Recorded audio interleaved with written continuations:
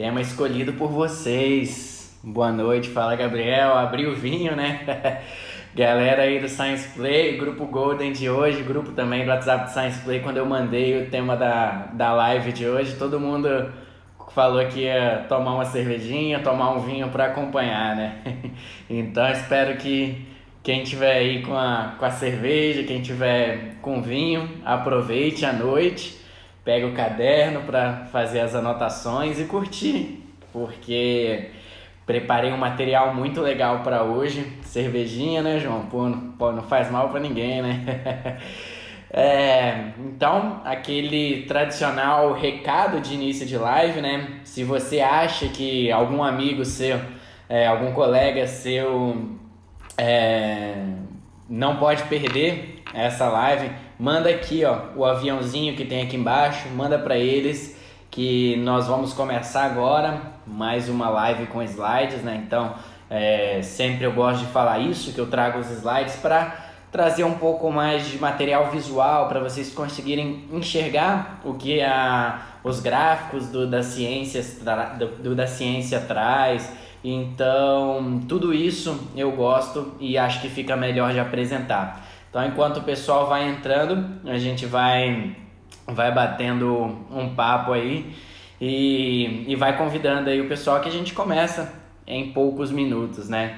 Então, o tema aí de álcool não é o álcool em gel, que está muito na moda, mas também é um outro álcool que está na moda, né? O consumo de bebidas alcoólicas. Até coloquei aqui no Stories do Science Play hoje que quando eu estava preparando o material para essa live, né? Quando estava preparando os slides, eu fui investigar um pouco mais a fundo no que as notícias trazem sobre isso, né? E fiquei até um pouco assustado com o tanto de notícias acerca do aumento do índice do consumo de bebidas alcoólicas nesse período de quarentena, nesse período de pandemia, né? Então a galera tem ficado em casa e, em conjunto a isso, tem aumentado o consumo de bebidas alcoólicas, né? E então acho que mais do que nunca é tão importante falar sobre esse tema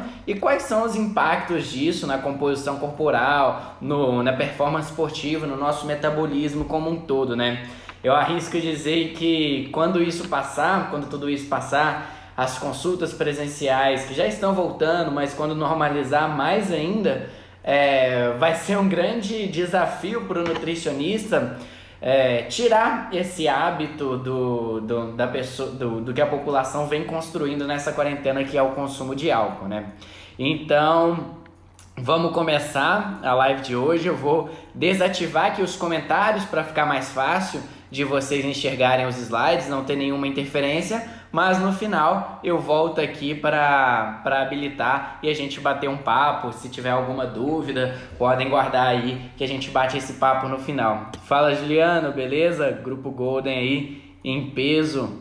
Vou desativar aqui e aí nós começamos. Então, oficialmente, boa noite para todo mundo, né? Sejam bem-vindos aí a mais uma live com slides. E o tema foi um tema votado pelos que participaram da última live, então é muito importante ficarem até o final, que eu sempre abro para vocês darem a sugestão de temas que vocês querem ver aqui no Instagram do Science Play, então que eu posso trazer apresentando nessa forma de slides, né? E o tema escolhido na última live foi o impacto do álcool na composição corporal e na performance esportiva, né? Então, hoje até mandei essa foto mais cedo no grupo do Science Play, de tudo que eu separei hoje para falar com vocês. Então, eu abordei alguns tópicos relevantes para a prática clínica, tópicos que vocês conseguem entender e ver a diferença que isso vai fazer nos resultados nutricionais, né? Então, hoje eu separei para a gente iniciar essa live falando um pouquinho, bem brevemente e resumido, sobre o metabolismo do álcool, né? E a repercussão disso no organismo, quais são os órgãos responsáveis por isso daí, como que isso acontece após a ingestão de uma bebida alcoólica. O que isso interfere no processo de emagrecimento, né, que é cada vez mais buscado dentro da conduta clínica, né, dentro da prática clínica?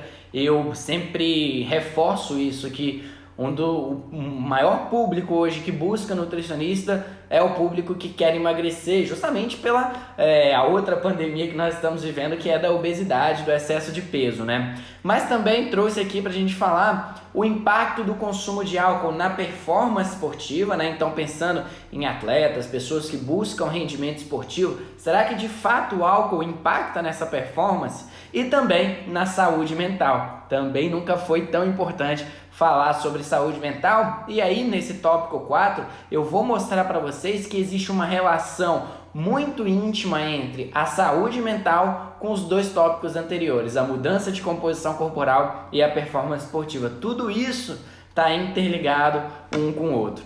E aí, a quinta pergunta, né, no final da live, nós vamos discutir se é que existe limite saudável para o consumo de álcool, né? E aí também já linka com o último tópico, que é um jargão muito grande, saem diversos noticiários por aí, toda vez que sai uma pesquisa mostrando consumo de vinho, resveratrol, e aí tem essas chamadas sensacionalistas de que uma taça de vinho equivale a 1 hora de academia, né? Será que é isso mesmo? Será que há verdade nessa fala? Então eu trouxe aqui também umas coisas bem atuais para discutirmos todos esses tópicos aí. E quem já assistiu outras lives com slides sabe que eu gosto de começar sempre com frases, 1 ou 2 frases que resume e traz à tona tudo que nós vamos falar de agora para frente, né? Então, essa é uma frase a primeira frase é uma frase que fala-se muito dentro da área da nutrição, dentro da área da saúde principalmente, né?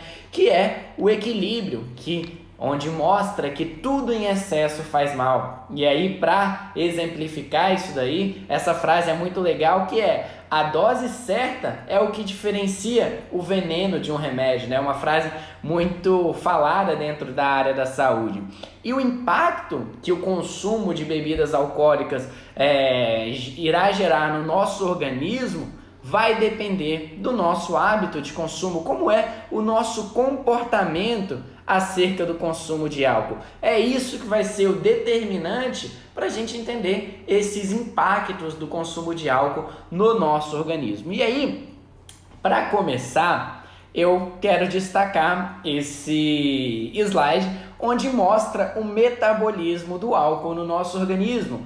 Mas eu prometo que este é o único slide que tem essas questões bioquímicas, esses nomes complicados, NAD+, NADH, mas é essencial a gente entender ele para partirmos para os conceitos de prática clínica, que é o que eu vou mostrar de agora para frente. Então prometo que esse é o único slide, mas ele vai fazer total sentido para o cronograma aqui, para a programação de conteúdos que eu trouxe para a live de hoje. Então, vamos entender um pouquinho do que acontece no nosso organismo após a ingestão de uma bebida alcoólica. Então, quando a gente ingere álcool de forma oral, né, na verdade, é até um erro falar álcool. Na verdade, nós ingerimos o etanol, que é o tipo de álcool presente nas bebidas alcoólicas.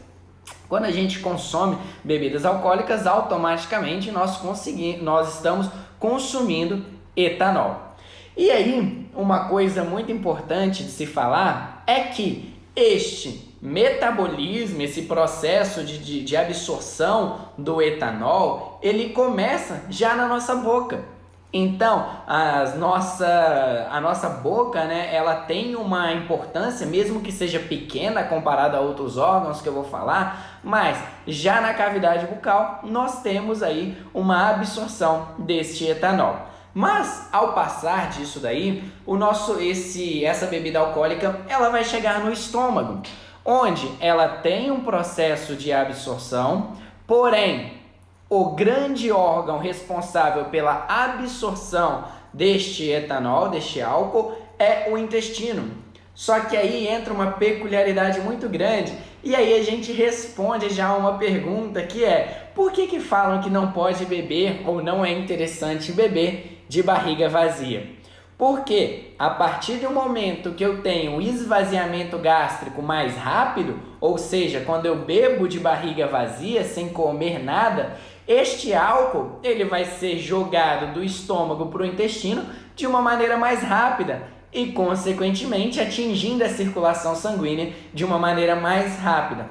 Então, existe essa relação do esvaziamento gástrico com o que a gente pode chamar de disponibilidade do etanol na corrente sanguínea. Então, por isso aqui a gente já responde a primeira pergunta, uma das grandes questões, que é: por que não é aconselhado beber de barriga vazia? Porque este processo está muito relacionado ao esvaziamento gástrico, a partir do momento que a gente tem uma importante função do estômago nesse processo.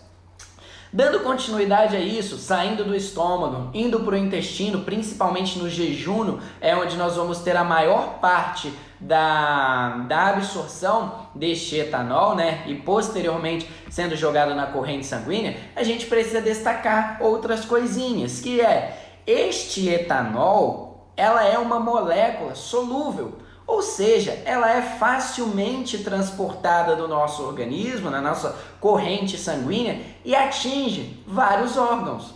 E aí é onde entra o destaque do nosso super-herói da metabolização, que é o fígado, onde ele é o nosso pau para toda obra, né? Tudo sobra para o fígado. Então, o excesso dessas moléculas de etanol é considerado tóxico para o nosso organismo. O nosso organismo ele entende isso como uma molécula intrusa, porque não é uma molécula essencial. E aí entra o papel do fígado, que é metabolizar e amenizar os impactos desse álcool.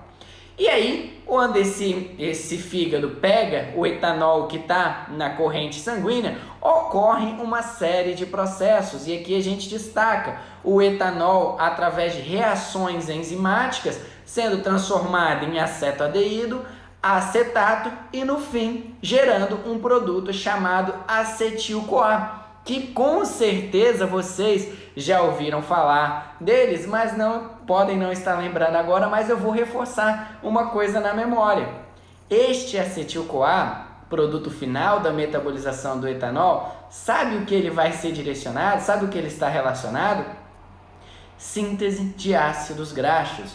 Ou seja, produzindo mais acetil-CoA, eu tenho já um acúmulo maior de gordura corporal. Então, a partir daqui, nós entendemos que o processo de metabolização do álcool está relacionado ao aumento da síntese de ácidos graxos.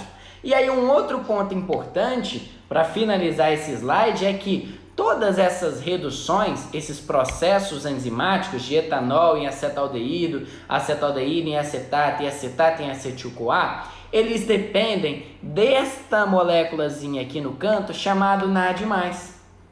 Só que este mesmo NAD+, que em um processo de metabolização do etanol, sendo utilizado essencialmente para esse processo, sem NAD+, essa metabolização não ocorre, é o mesmo NAD+, que é essencial para, por exemplo, um processo da glicólise. Aquela reação da quebra da glicose, glicogênio muscular, glicogênio hepático. Então, isso é muito importante para a gente entender daqui a pouquinho mais para frente, quando falarmos sobre o impacto do álcool na performance esportiva. Mas nesse momento, vamos retornar aqui à frase que eu falei anteriormente. O metabolismo do etanol gera um produto, que é o acetil-CoA, que está relacionado ao aumento da síntese de ácidos graxos e, consequentemente, podendo gerar um maior acúmulo de gordura corporal. E aí a gente já tem o primeiro passo, onde demonstra o impacto do consumo de álcool na composição corporal.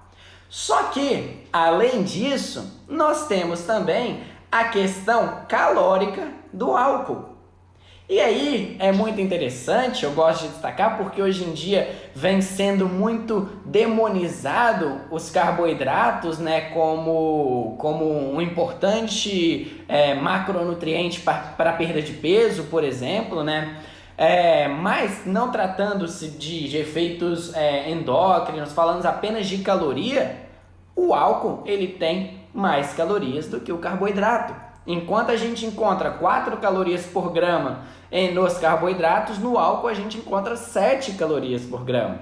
E aí eu trouxe esse gráfico aqui porque não é um gráfico de nenhum artigo científico, é um gráfico que eu procurei no Google mesmo, mas ele é um gráfico que ilustra 90% da realidade de quem atende em consultório, que é segunda, terça, quarta e quinta, a pessoa segue a dieta certinha prescrita pelo Nutri. Olha o Nutri, hashtag foco, hashtag tô seguindo tudo, orgulho do Nutri.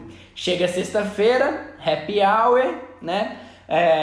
Já aumenta esse consumo calórico. Por quê? Aumenta da quantidade de bebidas alcoólicas.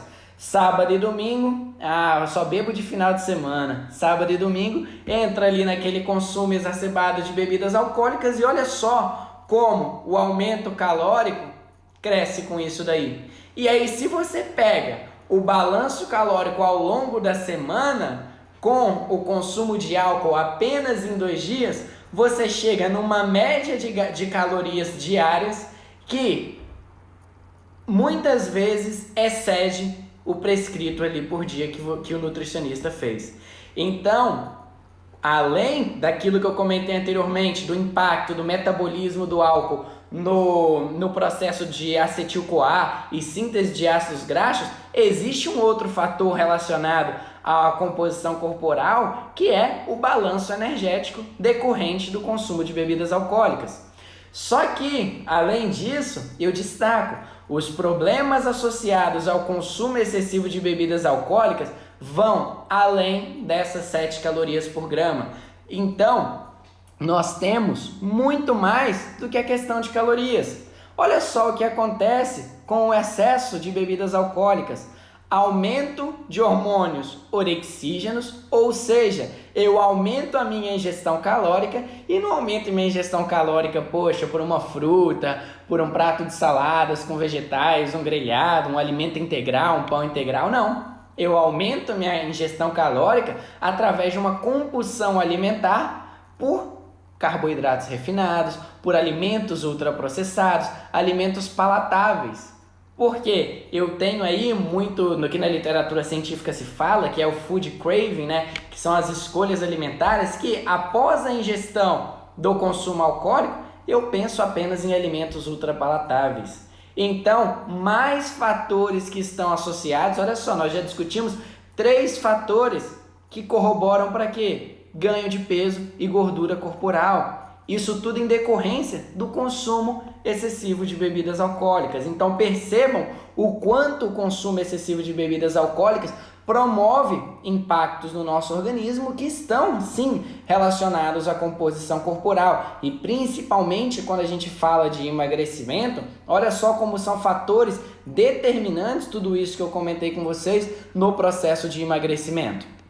Só que isso vai também além do processo de emagrecimento. Eu mostrei esse artigo na live que eu falei sobre maximizando a massa muscular, que está lá disponível no canal do YouTube do Science Play. Quem não assistiu, corre lá para assistir. Que é, além do impacto no acúmulo de gordura corporal, o consumo de bebida alcoólica acaba com minha massa muscular. Olha só que estudo legal, comparando pessoas que faziam exercício de musculação, treinamento de força, só que ao invés de dividir esses indivíduos em 3 grupos, um grupo que consumiu bebida alcoólica e 25 gramas de carboidrato, um grupo consumiu bebida alcoólica e 25 gramas de proteína e o outro grupo que consumiu apenas as 25 gramas de proteína sem bebida alcoólica. Olha só as 2 últimas barrinhas do gráfico, a cinza e a preta, que é indivíduos com o mesmo exercício físico, com a mesma ingestão proteica, porém, na cinza tem o fator álcool, inibindo, limitando essa síntese proteica muscular. Então, esses autores, eles discutem que o consumo de álcool pode inibir de 30% a 40% a sua síntese proteica muscular. E isso acontece não só no pós-treino, né? Porque aquela tradicional janela de oportunidade que se falava muito anos anteriores, eu também discuti um pouquinho disso na live de maximizando a massa muscular, ela não dura só após o exercício físico.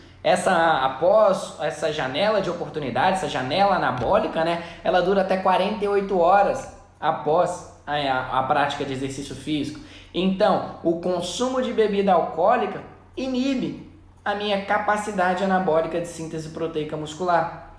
Então, além de acumular gordura, eu tenho impacto na massa muscular também. E é tão ruim para quem está querendo ganhar massa muscular, mas também para quem quer emagrecer, a partir de um princípio que o tecido muscular é o tecido mais metabolicamente ativo do nosso organismo. Ou seja, quanto menos massa muscular eu tenho, menor é a minha taxa metabólica basal. Então, se eu quero emagrecer, eu preciso cuidar também da minha massa muscular. E o impacto do álcool na massa muscular não é positivo, como mostra esse artigo aí. E aí, para finalizar um pouquinho essa questão dos impactos na composição corporal, eu trago esse artigo que é muito legal. E ele é da Sports Medicine, uma das revistas mais renomadas da área da nutrição esportiva, né? Tem um fator de impacto muito interessante. E ele mostra exatamente os impactos do consumo de bebidas alcoólicas em diversos hormônios do nosso organismo e quais são as repercussões disso daí. Então, olha só, o consumo de bebida alcoólica aumenta a adrenalina, o que aumenta o ataque cardíaco e o risco de doenças cardiovasculares. Além disso, consumo de bebida alcoólica aumenta a minha produção de cortisol, um hormônio extremamente catabólico. Novamente, o que esse cortisol vai fazer? Vai vir na minha massa muscular, degradar toda a massa muscular e acumular gordura, principalmente na região abdominal. É um hormônio extremamente catabólico. Dopamina, quando eu consumo álcool, eu aumento a minha secreção de dopamina. O que isso vai gerar? Ciclo vicioso. Cada vez mais eu vou querer consumir álcool para sentir os efeitos de felicidade da dopamina e isso gera um ciclo vicioso. Em contrário a isso, o consumo de bebidas alcoólicas diminui a minha secreção de GH noturna. Eu diminuo a minha síntese proteica noturna, que também é uma janela de oportunidade muito interessante. Aumenta a minha produção de insulina pelo pâncreas. E aí, muitas vezes, se eu bebo e não como, aumenta minha produção de insulina, agrava o risco de quê? Hipoglicemia. Diminui minha produção de testosterona, que também tem impacto, é um hormônio anabólico, também tem impacto no que a gente fala de cenário anabólico. Tanto é que o indivíduo idoso, onde a gente caracteriza como um indivíduo que tem uma resistência anabólica, é caracterizado também por uma redução na produção de hormônios anabólicos, como por exemplo testosterona. E diminui serotonina, o que está associado ao aumento do risco de depressão. Então olha só como os impactos da bebida alcoólica em excesso é global, não é apenas em um órgão, não é apenas em um tecido, é no organismo como um todo. E aí, para contribuir com isso daí, olha que legal esse estudo onde ele avaliou que quanto maior é o seu índice de bebidas alcoólicas, quanto você aumenta isso daí, maior são as suas repercussões hormonais. Então aqui trazendo o caso do cortisol, se você bebe moderadamente álcool, o seu cortisol ele vai ser elevado moderadamente, vai ter uma associação positiva. O consumo de álcool tem uma associação positiva com o aumento de cortisol.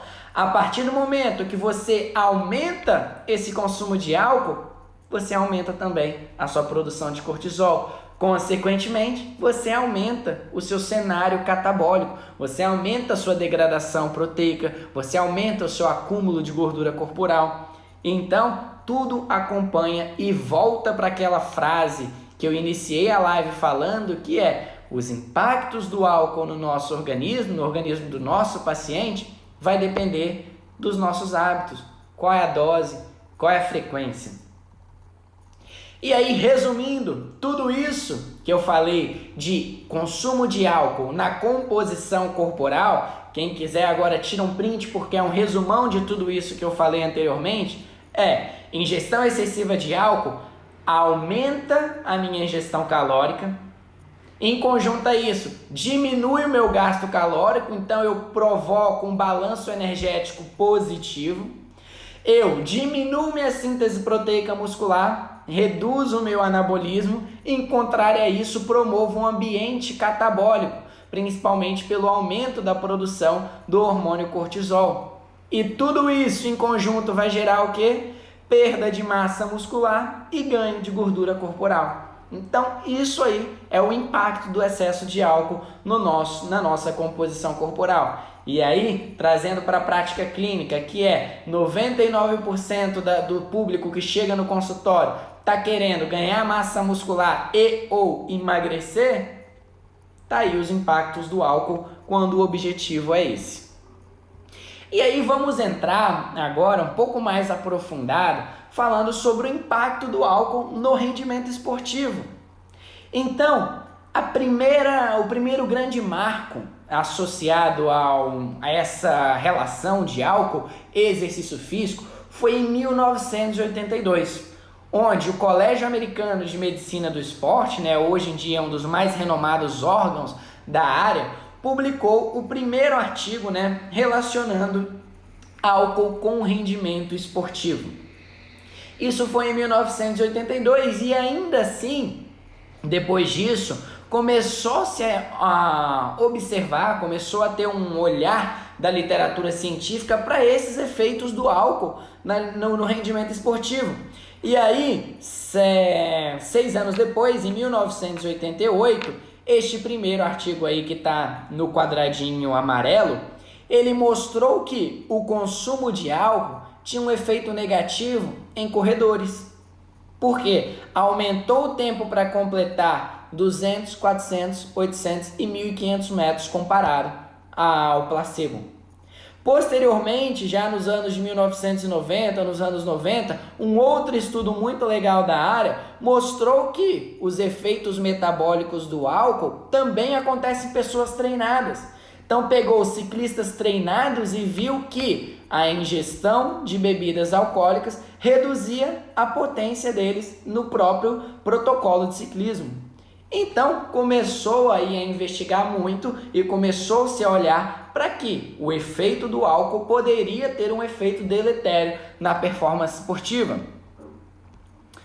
Bom, mais recentemente começou-se a investigar por que isso acontece e, além de reduzir a performance esportiva, pode ocorrer em outras situações relacionadas ao rendimento, como, por exemplo, recuperação muscular. Hoje em dia, sabe-se que o processo de recuperação muscular é tão importante quanto o processo de treinamento, quanto o processo pré-treino. Tanto é que usam muito o termo de nutrição 24 horas, que é uma recuperação muscular ao longo do dia, porque o seu pós de hoje vai ser o pré de amanhã. Então, uma nutrição 24 horas. Inclusive, acho que vale aí uma live nas próximas semanas sobre nutrição e recuperação muscular, porque tem saído muita coisa legal e prática sobre esse tema. E uma das coisas que interfere na recuperação muscular é o consumo de álcool. Lembram que quando eu mostrei aquele slide mostrando a metabolização hepática do etanol, nós comentamos que aquele processo de metabolização depende de NAD e NADH, NAD+, e NADH, e que esse mesmo NAD ele é utilizado no processo da glicólise. Então começou-se a investigar se o consumo de bebidas alcoólicas tem alguma relação no processo de recuperação muscular. E aí ninguém mais, ninguém menos do que a Louise Burke, que é considerada uma das maiores pesquisadoras da área da nutrição esportiva, publicou esse estudo aqui, no qual eles pegaram ciclistas treinados e colocaram esses indivíduos, esses ciclistas, para fazer um protocolo de depleção de glicogênio.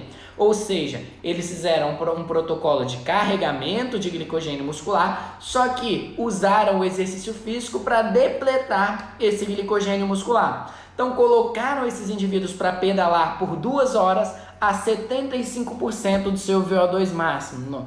Gente, pedalar por 2 horas por 75% do VO2 máximo é uma coisa que para profissional é muito desgastante. Então lá na USP a gente tem alguns trabalhos, algumas pesquisas voltadas ao porcentagem do seu VO2 máximo e de fato 75% é uma porcentagem relativamente alta. Por 2 horas então é realmente um protocolo para depressão de glicogênio muscular. E aí eles avaliaram a recuperação muscular 8 e 24 horas após o fim do exercício físico. E aí eles viram que dividiram esses indivíduos em 2 grupos, um grupo que consumia uma dieta voltada à recuperação muscular e outro grupo que consumia essa mesma dieta, porém com um acréscimo de álcool. E eles viram que a ingestão de álcool reduziu a ressíntese de glicogênio muscular não só em 8 horas pós exercício físico, mas em 24 horas pós exercício físico. Então, olha só, esse estudo que demonstra que o seu hábito, o consumo, por exemplo, de um atleta de alto rendimento de álcool hoje, vai impactar na recuperação muscular do treino dele de amanhã. Percebam o quão complexo é esse processo quando a gente fala em atleta de alto rendimento. Quando a gente fala atleta de alto rendimento, são aqueles indivíduos que 1 ou 2 segundos determina a diferença do primeiro para o 10º lugar. Então qualquer cereja do bolo, entre aspas, que aumente 1 ou 2 segundos é essencial. E sem dúvida, reduzir a recuperação muscular perde 1, 2, 3, 4, 5, 10 segundos, porque já foi mostrado com grande evidência pela literatura científica que o seu conteúdo de glicogênio muscular é um dos principais fatores para a sua performance esportiva, principalmente quando a gente fala em atletas de longa duração, como maratonistas, ciclistas, triatletas, ultramaratonistas.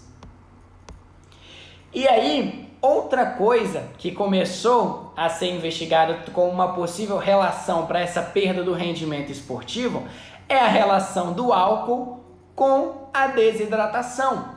Porque tanto indivíduos hidratados que entram na sessão de exercício físico hidratado ou indivíduos que já entram na sessão de exercício físico desidratados, com o consumo de álcool aumenta a excreção urinária, aumenta a desidratação, porque com a ingestão de álcool eu tenho uma inibição do meu ADH, hormônio antidiurético, e isso vai gerar o quê? Um aumento da minha excreção urinária, provocando uma desidratação e que também já está associado, muito bem evidenciado na literatura científica, que uma desidratação principalmente acima de 2% do peso corporal está associado a perda de desempenho. Então, além de reduzir tempo para completar, reduzir potência, reduzir recuperação muscular, o álcool também tem efeito na desidratação, inibindo o hormônio antidiurético. Então, deve-se ter uma cautela muito grande quando a gente pensa em atletas de alto rendimento, porque desidratação está associada sim àquelas reduções de segundos que nós comentamos anteriormente, que é essencial para um pódio, para um primeiro lugar, que é o que determina o primeiro do 10º lugar. E aí, eu falei para vocês que o consumo de álcool também tem uma relação no tecido cerebral. Olha só que artigo legal mostrando que consumo de bebida alcoólica tem redução da cognição, perda de memória, cansaço e depressão. Quem nunca, ou você, ou conhece alguém, quem nunca conhece alguém, né? Nessa hora sempre tem aquela brincadeira, eu conheço um primo meu, um amigo meu, já bebeu tanto que no outro dia nem lembrou do que ele fez, nem lembrava do que acontecia. Por quê? Porque o álcool tem sim um efeito deletério na nossa questão do sistema nervoso central. Então a gente reduz cognição, reduz memória, aumenta o cansaço, aumenta o risco de depressão. E aí, quando a gente pensa novamente com o exercício físico, nós já discutimos aqui na live de creatina o quanto a cognição é importante para a performance esportiva. Um atleta de MMA, por exemplo, de luta, para ele esquivar de um soco, ele não precisa estar com a cognição em perfeito estado. Um goleiro, para ele defender aquele chute a queima-roupa, ele não precisa estar com a cognição em perfeito estado para ter uma resposta rápida. Então, cognição sim está associado também à performance esportiva. E aí, além disso, outra coisa que o consumo de álcool está associado, a ingestão de álcool reduz a secreção de melatonina e isso está associado à perda na qualidade e quantidade do sono. O que também tem uma live lá no Science Play, que a gente já fez aqui do Science Play, que é o impacto do sono na composição corporal e performance, e nós concluímos a live mostrando que dormir bem é um pilar para a maioria dos casos. Se você quer performance, você tem que dormir bem. Se você quer emagrecer, você tem que dormir bem. Se você quer ganhar massa muscular, você tem que dormir bem. Se você quer ter algum efeito terapêutico de alguma doença, você tem que dormir bem. Então, o efeito do álcool, ele é deletério quando a gente pensa em qualidade do sono. E com certeza isso promove também impactos negativos no nosso metabolismo. E aí, resumindo isso daí, o consumo de álcool reduzindo o nosso rendimento esportivo através de quais maneiras? Reduz força e potência muscular, diminui a nossa recuperação muscular, reduz síntese proteica muscular, que também é importante para atletas. Pelo processo de recuperação muscular, a gente precisa também de síntese proteica muscular. Diminui cognição, piora a qualidade do sono e aumenta a desidratação pelo excesso de excreção urinária, aumenta a nossa perda hídrica. Tudo isso em conjunto vai levar ao quê? Redução na performance esportiva. Então, consumo de álcool em atletas de alto rendimento tem impacto negativo na performance esportiva. E aí, existe limite seguro para o consumo de álcool? Frequentemente, nós vemos pesquisas, e aqui eu trouxe uma delas, que mostra que o consumo de álcool poderia ser benéfico para algumas situações. Como, por exemplo, esse estudo é bem recente, 2020, onde coloca benefícios positivos para a saúde do consumo moderado de cerveja. E aí eu copiei e colei o trecho do artigo científico para a gente discutir isso daí, que é: a bebida contém uma importante quantidade de compostos fenólicos e isso pode ser considerado uma boa fonte de polifenóis da dieta, os alimentos fontes de polifenóis. E aí, será que a bebida é realmente considerada uma boa fonte de polifenóis? Uma cerveja? Porque, gente, realmente, de fato, se você parar para pegar a composição nutricional da cerveja, ela vai ter sim umas quantidades razoáveis de polifenóis e isso pode impactar positivamente na microbiota. Já saiu vários estudos mostrando que, de fato, os polifenóis têm um efeito muito positivo na microbiota intestinal. Só que o meu será é que existe fonte melhor de polifenóis do que essa imagem que está aí embaixo, do que os alimentos vegetais, os alimentos in natura, minimamente processados, as frutas, legumes e verduras. Isso sim é fonte de polifenol. Então, cerveja não é um alimento essencial para a gente ter polifenol, porque a gente consegue obter isso de alimentos melhores, como por exemplo as frutas, legumes e verduras, que vão ter, além dos polifenóis, diversos outros compostos, como por exemplo fibras, que exercem aí modulação da microbiota de uma maneira muito mais interessante, porque nós vimos anteriormente que o álcool tem efeitos deletérios no nosso metabolismo. Por que adianta eu ingerir os polifenóis da cerveja, sendo que eu vou estar ingerindo em conjunto a isso o álcool? Então, melhor fonte de polifenóis que tem é isso aqui, ó: frutas, legumes e verduras, alimentos in natura, alimentos minimamente processados, beleza? Então, existem artigos mostrando que sim, mas aí vem o senso crítico de falar: cerveja não é essencial. O que é essencial é isso aqui: frutas, legumes e verduras. E aí, dando continuidade nesses assuntos, uma taça de vinho equivale a 1 hora de academia. Será Então, quando eu fui pesquisar esse assunto, eu vi várias notícias falando sobre isso daí. E aí eu trago aqui duas pesquisas, este e no próximo slide, que são duas pesquisas de renomado jornal. Essa daí é do British Journal, que é uma das principais revistas da área de saúde, onde ele faz uma comparação de 1 litro, uma garrafa de vinho por semana, não estamos falando nem por dia, por semana, está associado, isso daqui também eu copiei e colei, quando está em inglês é porque eu copio e colo do artigo para mostrar quais são as conclusões dos próprios autores, não sou eu quem estou falando, pesquisa de 2019 de um jornal extremamente renomado. 1 litro de vinho por semana está associado com o aumento do risco de câncer, principalmente em mulheres, da mesma maneira, equivalente à mesma maneira que esse risco acontece com 10 cigarros por semana. Então, 1 litro de vinho por semana aumenta o risco de câncer em mulheres da mesma maneira que 10 cigarros por semana. E qual é a grande crítica desses autores? É justamente, pode ser sensacionalista isso daí, mas eles colocam no próprio artigo que o sensacionalismo às vezes é necessário para combater o sensacionalismo. Porque muito se fala que beber uma taça de vinho equivale a 1 hora na academia por conta do resveratrol. E de fato os impactos do resveratrol no organismo são extremamente positivos.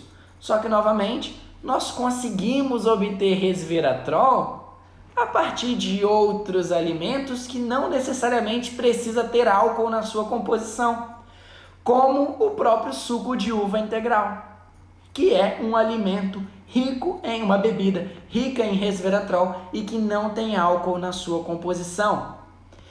The Lancet, ano passado, 2019, o consumo de bebida, mesmo que moderado, porém todos os dias, promove o aumento da pressão arterial e está associado ao aumento do risco de acidentes cardiovasculares.